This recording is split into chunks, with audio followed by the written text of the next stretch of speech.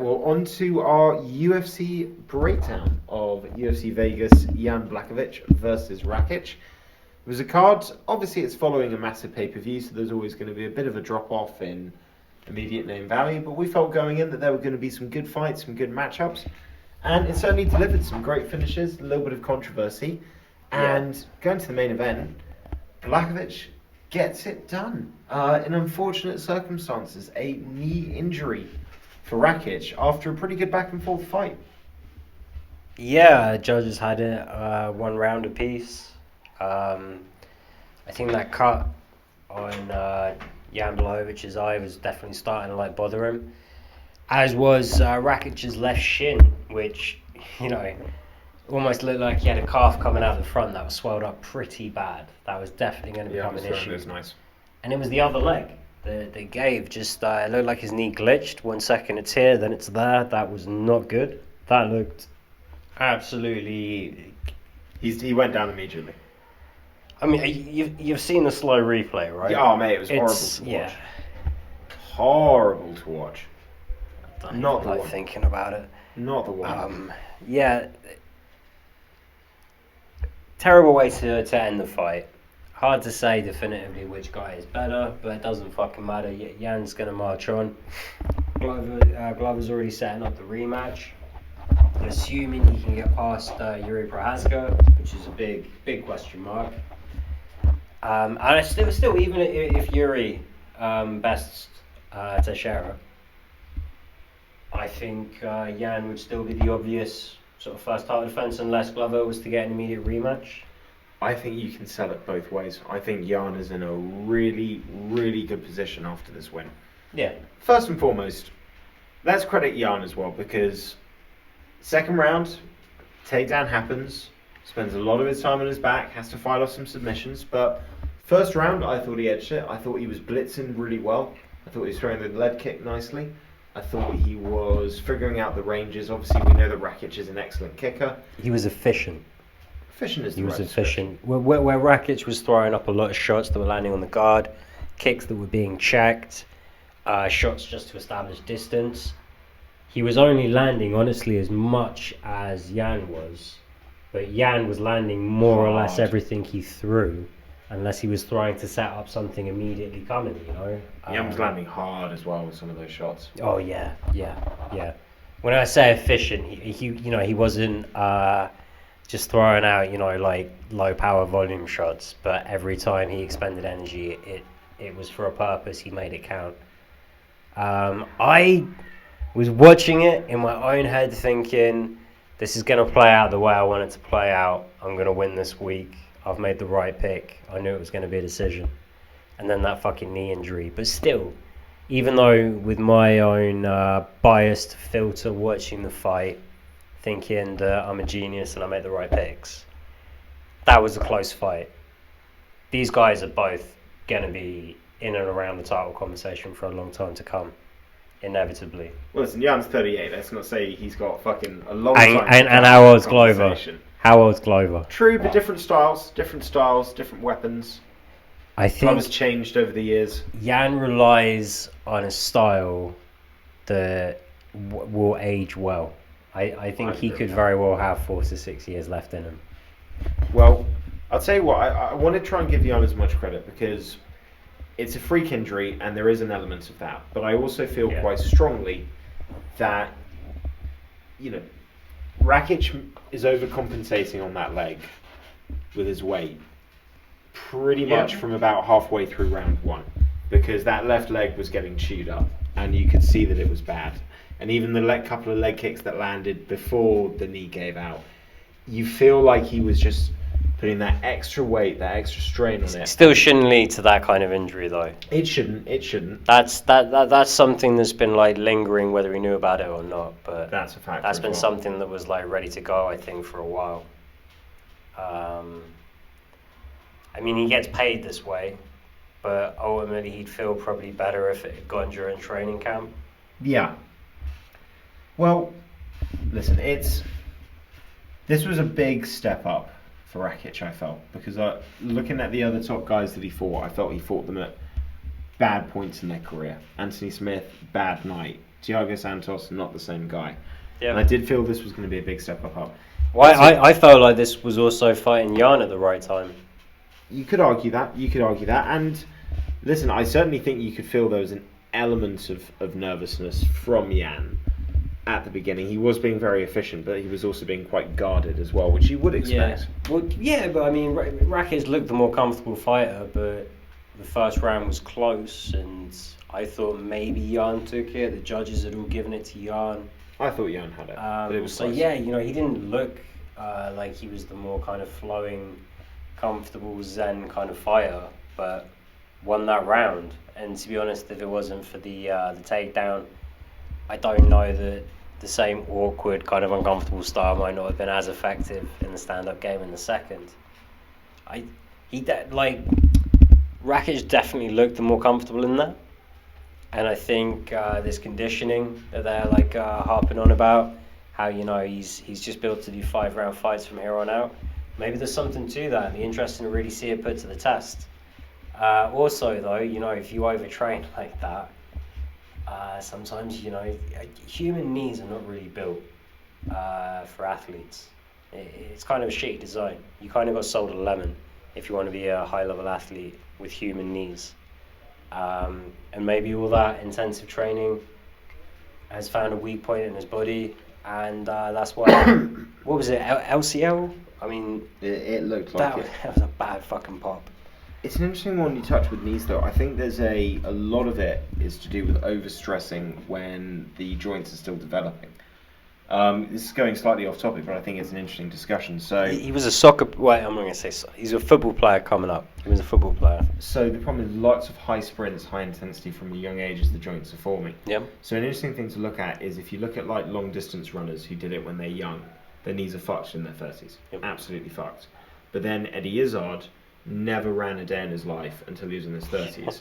And 20 years on, he's done he did 52 marathons in 52 days. Yeah.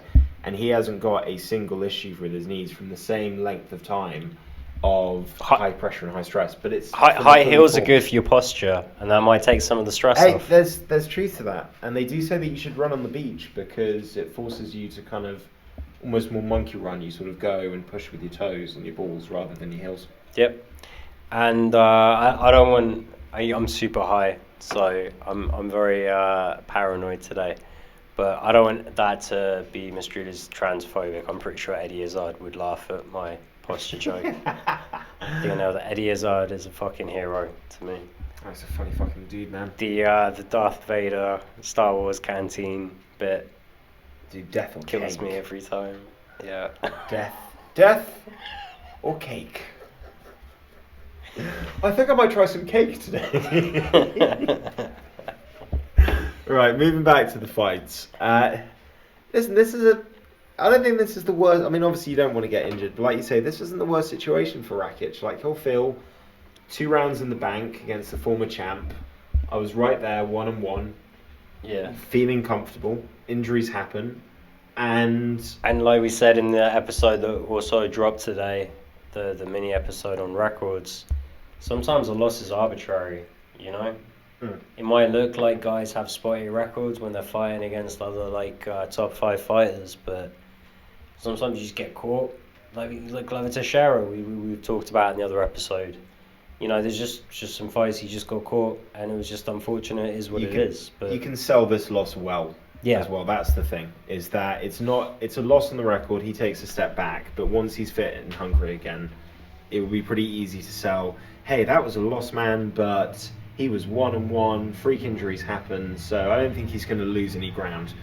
I definitely feel like Jan had more to gain and more to lose from this than Rakic did, and obviously, particularly with his age and having just lost the belt. So for him, this is actually that's something of the theme of the evening. Yeah.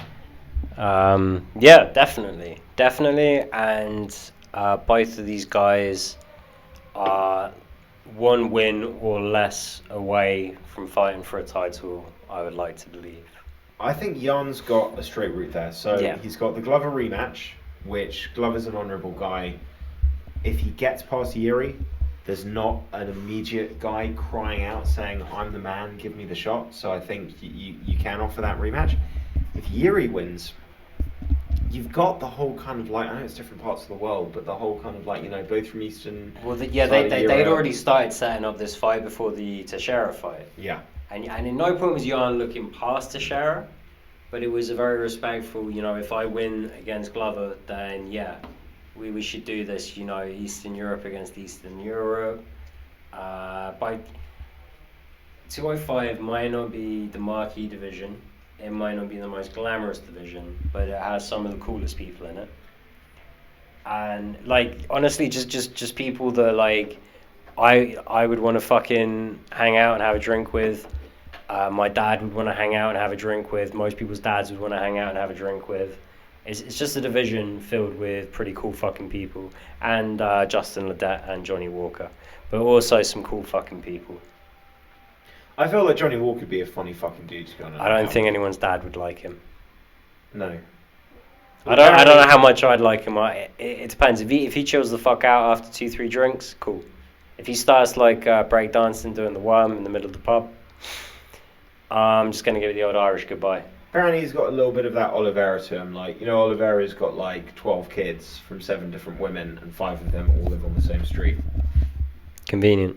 Johnny Walker's got an element of that to him. That's well set up. That's orchestration. I know. That's some game right there. That's why he's such a cerebral fighter, I guess. Although not in the UFC anymore. Condoms are also a good idea. Right, back to the fights. I wanted to say something. I've now been distracted by the thought of having 12 kids. Co-main. I mean, I don't really want to talk about it. I remember what I was going to say. Go on. Only person who could throw a wrench in immediate rematch hopes for Jan is if Ankalaev goes out and starches Anthony Smith. I don't think a win would be enough. I think a close win would keep him down the line. But if Ankalaev was to come out there and knock out, or even Smith was to knock him out or sub him in the first round, I think that might bump him up. I don't know. I think maybe after the last one, I think even if he has like a really exciting win, they can still kind of just put him on the back burner. Also, I don't think he's the kind of guy to throw his toys out of the pram and push hard. So I'm pretty sure Jan's going to get the next title shot. I think if Rakic wins his next fight, and to be honest, I could see a fight with Ankalaev on the horizon as a title eliminator. Then obviously he would be fighting for a title after that. Even if it's not Ankalaev, I think he's made a argument to fight in a title eliminator. I would agree with that. And shit, who's Paul Craig fighting? He hasn't got a fight announced. I thought he was fighting on UFC London. Oh, he is, mate. He is. Who's he fighting? We need Sly back. Today because lazy fucking piece of shit thinks he can just make us do his job for him. This is Charlie Work Pro. That's a good fucking fight for Paul Craig, to be honest. Well, neither of them have got any time. This is smart. No time versus legit no time. Said he'd retire at 35, willing to push it back because man's on a tear. Oh, he says he's going for the belt now. He's not retiring at 35 anymore. Yeah. But if he hadn't won his last fight, do you know what I mean? I know what you're saying. That's a good fight for Paul Craig. That's a really good fight. He's got him owned on the ground, and Volkan Ozdemir has got no confidence coming off the back of, I think, four losses on the bounce. He has a nasty left and right hook, though. He does, but Paul Craig's not going to be in that position. That's not how he's going to engage him, man. Only 32, though, Volkan. That surprises me. Yeah. You feel like he's been around forever, don't you? No, it's just because he's bald, mate. I know that feeling is. How old are you? I'm 32, same age as Volkan, and he's got more hair than me. You should always remember how old the fighters are at the same age as you are. I can't tell you how many of the other fighters are the same age as me, so don't put it to the test. You should just be ashamed. Which is horrible because it's like a reminder of just like, look at all this man has accomplished, and he is my age. It's only recently settled in that I'm never going to make it to the Premier League. I haven't even played football for the last 5 years. No, but you are a heavyweight, so you could still technically be young enough to make a very late heavyweight run in Cage Warriors. Yeah, if I could grapple. I I should really start training again though, because I had to buy new clothes for work because I've not lost all of my COVID weight yet, and it was expensive. I was too fat for all of my shorts from last year. And it's not like they're jean shorts, man. They're elasticated. So when I say that, I'm too fucking fat. That's a tough pill to swallow. All right, we got to blitz through these. Okay, I feel like we can do some blitzing. Getting to our co-main event. Yeah, blitzing wasn't really the issue here, if I'm perfectly honest. The issue is that Kutalaba has power in his hands, and I love this new approach. Fighting smart, grind on him a little bit more, throw in the takedown threat. The problem is, this is the kind of style of fighting that I think of as modern MMA and the correct approach for a lot of people. Court McGee, Bilal Muhammad, these guys do it very well. Kutalaba, from the very fucking get-go, was really leaving his neck out on the side and driving through on that line so that his neck was always just kind of in danger. Whereas it's much better to kind of try and cut an angle and drive over the guy's hip and kind of turn him and take him down. Which also just helps keep your neck safe because you can then just fall into side control or half guard. He'd been rocked though, that's the thing. I don't think he was necessarily thinking clearly. He started well, but there was a right hand that got through from Span and it looks like it kind of really shook up. Yeah, that's fair. That is fair. I didn't want to give Span that much credit. I kind of wanted to just shit on Kutalaba for... Listen, it shows the levels though. I don't think Span's a top level fighter, but clearly he's got more ways to win than Kutalaba does, and that's the thing. No, because right, he's got power, but he's chinny. Kutalaba can take these shots well, but apparently it might tear a few pages out of his playbook mentally. Assuming that would be the excuse for... I personally believe that he's just very slowly learning how to fight correctly, and that it's very hard to cover all bases at once. I don't think he's the smartest guy. I think we've got a Mike Perry on our hands, you know? He hasn't got the face tattoo, but I don't think he's got a higher IQ. I think Mike might be a little bit smarter. Hey, listen, Mike Perry, when kind of lost it without any coaching or any help. Yeah, he was picking it up for a while, though. He was looking all right. I mean, I still look at the Mickey Gall fight where he had no coaching and completely out-grappled Mickey Gall and thought, okay, I know it's Mickey Gall, but, who gives a fuck? You know what I'm saying? It's still Mickey Gall. Yeah. You're still fighting somebody that is, a good grappler, and you out-grappled them across 3 rounds. Without any coach in your corner, basically with your girlfriend standing there saying, yo, keep your hands up, Mike. Keep your hands up. Which, to be fair, is good advice. It's the same way that... fucking Felder beat Oliveira. It's just be bigger, be stronger. Don't avoid the guard. Yes. It's alright to make mistakes if you're strong enough to rectify them. This is true. Well, Ryan Spann, certainly not perfect, gets the win. Let's talk about Davy Grant, because this was a great fight. This was a great fight. It not only guaranteed that I would be at least higher than Sly on the picks this week, but probably gave me the most entertaining fight of the whole card. Davy Grant comes out first round looking like an English ninja, throwing kicks, hooks, landing everything, drops him with the jab. Second round goes completely to shit. Not what you want. Well, Smoker's no fucking bum. Smoker's a really, really tough kid. This is his second stint in the UFC. Came in young, was fighting decent guys at flyweight.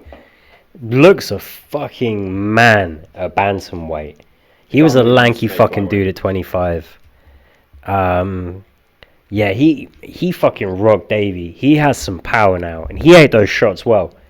Because Davey is always been the guy that when everyone else is throwing 1 and 2, he's throwing 3 and 4 shot combinations. Yeah. And it was very much the same in the first and third round of this fight. But in that second round, I guess in the first he was expecting it would be okay to put in that much work on the body hooks, because that was going to slow down Lewis or Smoker more than it was going to slow down Davey, you know. Unfortunately, Smoker really toughed through and had a huge fucking second round. And in that third round, I was a little bit I don't know how this one's going to turn out for Davey now, but, He pulled it back. didn't matter. And even before the finish, he looked like he was recovered and put that round to one side and come out fresh for round 3. Oh, yeah. The guy has a gas tank. He went a little heavy in round 1, but honestly, from a tactical point of view, that's the smart thing. If you're putting all that extra effort into body work and landing hard fucking shots, logic dictates the other guy is going to tire more than you are. And even though Smoker had a great second round and got into the third frame, can't get my words out, I do think that some of that is having a good poker face, and the fact that he was able to be finished in the third is, all the good work David put in the first. Well, I think there's a few things I'd say. So one negative I would say about David Grant is he has a tendency to throw very looping hook combinations, which can be effective and obviously generate a lot of velocity and do get round the guard in close. But I think second round Schmolka was throwing straight as he was throwing looping, and obviously the straight shot's always going to come in first, and you bring in a bit of momentum in as well.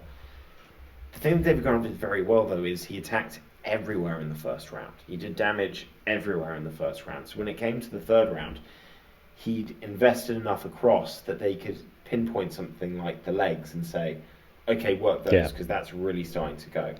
If you just invest in the head or you just invest in the body, and those don't necessarily reap the benefits, you might not get the same situation to set them up or land them.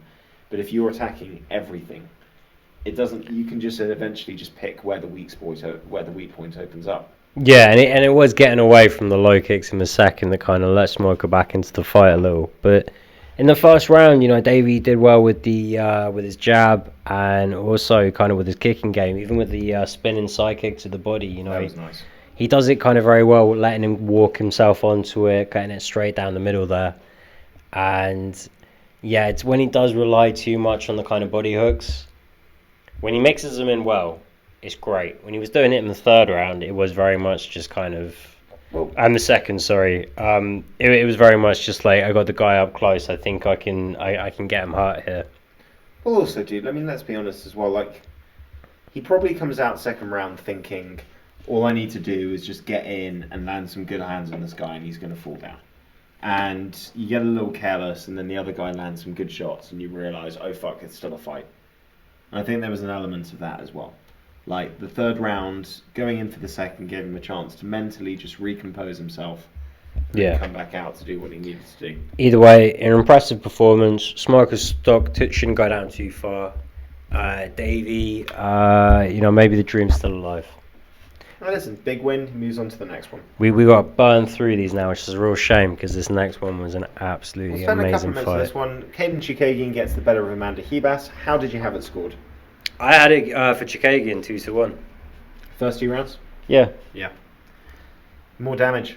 Yeah, Scarf holds, it's effective. She didn't set up any submissions. Same as the main event. How do you, one of them had more top control, more basically control time in the grappling department. The other one was landing more damaging shots. So yeah, even more so than sorry, I said the main event for Bellator. Go watch the Bellator episode. Like and subscribe. Always like and subscribe. But yeah, I had it for Chikagian. Still a fucking amazing fight. I think Hebas could very well stick around at flyweight. Needs to fix some big holes. This for me resembled some really big holes in the game. You go back and watch her fight against Mackenzie Dern. I think her striking looked more poised and better than it has in the last few fights. She's going for this herky, I'm all over the place, I'm jogging around. Chikagian's a different opponent to Dern though in terms of the striking game. She is, but you can see with Dern, she was more centered. She was moving her torso more to slip, pull back, counter. And in the last few fights, not just in this fight, I saw this against Jan Tadova, this was very much evident against Marina Rodriguez. She's going for this kind of jerky style, lots of feints with the hands, lots of forward pressure. But she's not moving her head effectively. She's just moving her head for the sake of moving around. Yeah. Well, Dern though had to be a perfect one in terms of the footwork and the distance because she did not want to go down to the mat. Against those other opponents, it's if they take me down, that's not like a bad thing. True. Or if we get up closer, I can do that head and shoulder toss. That's not a bad True. thing. But all of the quick movements and moving your hands and moving your head and moving your body all around, it's meant to be to make you a harder target to hit. And I felt what happened is that she's so frenetic with it that she doesn't actually have time. She's not reacting to anything that's coming at her. She's doing all this movement and she's not actually waiting for the right time or just creating the uncertainty. Room for improvement, and she's a young fighter. But at the end of the day, ran the number one contender to a split decision. True. Obviously has proven that she should stick around in this weight class until she gets a title shot, I think. I think there's an element to that, but I just feel like there's so many things that need to improve, because you look at the judo, you look at the grappling, you look at the ability there, dominant, really, really dangerous. But if she wants to get to that next level, the other stuff has to improve, and that's kind of why I didn't like this fight. I didn't think this fight made a huge amount of sense. She should have been fighting 6, 7, 5, someone around that. But now she can. She hasn't really lost anything, and if she'd won, then she's on the fast track. And without taking too much damage. And Chukagian, another title shot has surely got to be on the picture. It's got to be title shot or one more, because, I mean, what else do you do with her? Yeah. She's the number... What was it you who said this last on the episode we didn't release? She's the only gatekeeper that's also a number one contender in the UFC. Yeah, they even described her as a gatekeeper on the broadcast. It's a real shame we lost that episode. But yeah, she literally is the gatekeeper and simultaneously the number one contender. Valentina Shevchenko is that fucking good. Tyler Santos is incoming. We'll see how that fight falls, but after that, if there's any of the former vanquishes of Shevchenko that deserve another shot, it's Chukagian. Yeah. Frank Camacho, Manuel Torres, went exactly as we thought. Fun, Camacho's got his moments. We love Frank, we didn't pick him. No one picked him. Manuel Torres has got some hands, man, he looked good. Rough night for Jake Hadley. Tried his best. Nascimento underestimated him. Fought really well. Hadley pulled a Nascimento. Thought he could win by being on his back for 2.5 rounds. That didn't pan out. He was trying things there, man. He was trying his own He was trying Kimura's to get out. Nascimento was on form. Yeah, but he left himself too much to do too late in this fight. It was I don't know, just a shaky debut is what it is. The jitters. Shit happens. Andrea Lee, she had a good first round. Vivian Araujo, Andrea Lee. Andrea Lee starts out like a fucking... I don't know what I was going for. What's the fucking phrase? Racist out of the South. Well, she's got a type. It's never her, but it's her ex with the... Were they white power tattoos or Hitler tattoos? Nazi tattoos? I don't know. I And don't really give too much. and now UFC fighter Tony Kelly describing Brazilians as dirty fucking cheats. Way to Colby Covington, your career. To be fair, they were fighting a Brazilian who can be a bit dirty and was cheating. Yeah, on a mic'd up broadcast. I think that's Even racist people are like, what a fucking dummy. I think you're drawing racism into that. Xenophobia. I meant xenophobia. But even so, listen, you're trying to motivate your fighter. They're getting cheated. They're getting thumbed in the eye as they're trying to defend stuff. They're clearly a bit disheartened by it. You're trying to lift their spirits. The worst mistake she ever made was going for that takedown out of nowhere in the second round. It was one of those things. I was watching it this morning and was just like, no, as it happened. Like, why? Why would you ever make that decision with your skill set against a pretty fucking good grappler? Yeah, you know, Aljo deserved that 10-8 as well. I got this one wrong. This is what ultimately cost me this week. Sons of bitches. Yeah, Richo gets it done. I mean, Andrea Lee was not the same in the third round. She was just spent. She was exhausted. Mentally broken. Araujo marches on, and I think Araujo could be dangerous, but she still needs to improve. You see the Chukagian fight, and you realise, there's still gaps. Yeah, you really need to round out your game if you can't, get past like Chukagian with your skill set. True. I was right on the next one. Talk about Michael Johnson. He's been owed this win for a while. What was it? Yeah. 4 losses in a row? Michael the Menace. He used to alternate wins and losses, and a weight change just came with an absolute torrent of failure. But yeah, he looked really good against Alain Patrick. Had him hurt a fair few times. Finally gets the finish. Nice, patient, mature performance. We're running out of battery, so I won't wax lyrical too much, but It's a good win. Johnson is always a threat. You can throw him in against anyone. Doesn't just have to be guys lower down in the rankings. Angela Hill, Virna Jandiroba. That's a good fight. I love Angela. Getting Angela and Andrea mixed up on this one. Angela Lee. Big fan. Knew this was going to be a miserable fight for her. Was so confident that she might have an option for this after round 1. But it just didn't work out. And Jandiroba, she's tenacious, man. Yeah, she is fucking tough. It's hard to beat. Hill did well to not get finished. I thought Angie showed some guts, but we knew how this one was going to. We knew how this one was going to play out. The problem is, and that's one of the issues as well. Once she was 2 rounds down, it's like I look at these 2 women; they are impossible to finish. You can beat them, Yeah. but you don't put them out. All right. Tatsuro Taira. This was harder work than I thought. This was a good fight. Candelario again fight. impressed me. Very hard to finish. And Tyra carried on with a lot of enthusiasm. Loved the post-fight speech. This boy's got fucking skill and patience and wisdom beyond his years. Making your UFC debut with a delay, something like that, you think that could really rattle a young fighter, but just showed so much poise, so much fight IQ. Really fucking impressed. This kid's a fucking beast. Gets the full 15 minutes. Lots to learn from. He's one to watch out for. Candelario, also a fucking beast. I really fucking enjoyed that. Watch out for both of them. And biggest shock of the night, straight off the bat, Andrei Petroski shows the odds makers they don't know shit. Goes through Nick Maximov. Well, he was sloppy on that single leg at the end there. He kind of asked for it. He was. But I've got to be honest, I thought Andrei Petroski, again, couple of the shots he tried to land on the feet, overextended, looked a bit wild, but that guy gets close to your man, he is a dangerous wrestler. For 1 round. For 1 round. But he's got some jiu-jitsu, so you can always get a fight over. Good little card. It was a good card. It was a good card. Not bad. It was a good card. We lost the Pineda-Emma's fight. That would have been made it a bit more well-rounded. That would have been a good contest, but shit happens.